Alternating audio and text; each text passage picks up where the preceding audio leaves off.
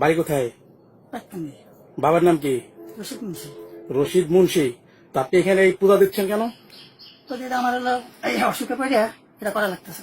যেমন মানে যেহেতু অসুখে পড়ছিলাম তো, হ্যাঁ, এই অসুখ সারার জন্য হলো আমার কাছে আসছে একটু দেখেছি।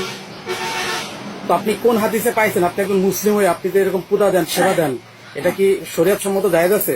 কোন হাদিস মানে না ভাই, আমার এই বিপদে পড়ে মার কাছে আসি আমার অসুখের জন্য আসি এই পর্যন্ত ভাই। হ্যাঁ, অসুখের জন্য আসি এই পর্যন্ত। অসুখের জন্য আসেন এই পর্যন্ত, তো আপনি সেবা দিচ্ছেন কেন?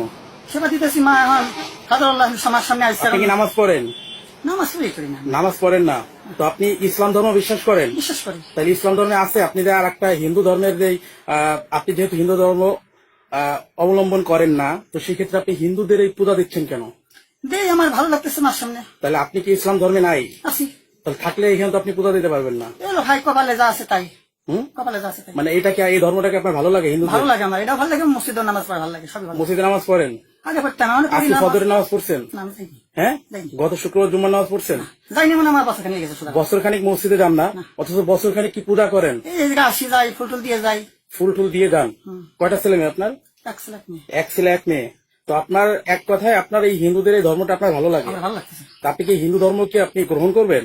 না আমি গ্রহণ কি, আমি এবার যেভাবে গ্রহণ করতেছি এইভাবে করে যাবো। আপনি এইভাবে মরার আগ পর্যন্ত এইভাবে করে যাবেন? এইভাবে যাবো। নামাজ পড়বেন না? নামাজ পড়বো। নামাজ পড়বেন কবে থেকে? দেরি আছে নামাজের। কিন্তু আপনি তো নামাজ পড়তে পারবেন না এখন থেকে। পারবো। কেমনে পারবেন? আপনি মা যদি আশীর্বাদ দেয় তাহলে বাঁচতে পারবো না কা। আপনি যদি এই পূজাও করেন নামাজও পড়েন, তাহলে তো আল্লাহ আপনার এই নামাজ কি কবুল করবে? সে আল্লাহ আমার ভালো জানবে। আল্লাহ ভালো জানবে, ঠিক আছে। আপনার কাছে কি মনে হয়? আমার কাছে আমি মসজিদেও মারও সেবায় আছি এবং মসজিদের সেবাও আমি থাকতে রাজি আছি। মসজিদের সেবা আপনি থাকতে রাজি আছেন?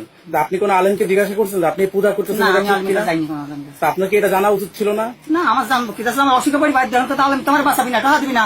অসুখে পড়ি বাইর ধরে বিপদ হয়ে আমার মার কাছে আসা লাগতেছে। মাই আমার দেখবি। আপনার কোন মা আপনাকে রক্ষা করছে? মা যে গর্ভধারণী মা সে রক্ষা করছে। এখন আমার দ্বারা আমার অসুখ এটা কোন মা? মার নাম কি? মার নাম তোমার করবা না মা। তাহলে আপনি এখন কোন তার মা বানাইছে পূজা তার করেন? সেবা করতেছি পর্যন্ত। মানে এই মার নাম কি? তা আমি করবো না। তাহলে আপনি পূজা দিতেছেন কেন? এইভাবে এইভাবে সেই মাটা যার পূজা করতেছেন তার নাম কি? আমি অত খবর পাবো না। তাহলে আপনি পূজা করতেছেন কেন? আপনি একজন মুসলিম ধর্মের অনুসারী হয়ে, আপনি একজন মুসলিম হয়ে, আপনি একজন মুন্সির ছেলে, সেক্ষেত্রে আপনি পূজা করেন। এটা কতদিন? এক বছর যাবত করতেছেন? 1 বছর হয়ে গেছে। 1 বছর? বেশি।